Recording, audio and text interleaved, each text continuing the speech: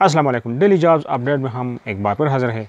तो स्क्रीन में आपने देखे होंगे 5 पोजीशंस। तफसील में जाने से पहले अगर आप चैनल पर नए हैं और जॉब की तलाश है तो चैनल को सब्सक्राइब करें और घंटी की निशान ऑल पे क्लिक करें ताकि हमारी जो आने वाली जॉब्स इंफॉर्मेशन है वो आपको बर वक्त मिलती रहे।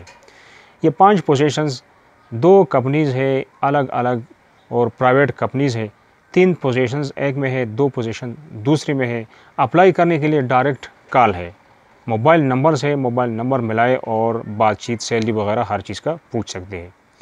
तो डिस्पेंसर वार्ड बॉय और कुक, इनके लिए मोबाइल नंबर है 0312 0555 442। ये इनका मोबाइल नंबर है और अभी आप कॉल मिला के बात कर सकते हैं।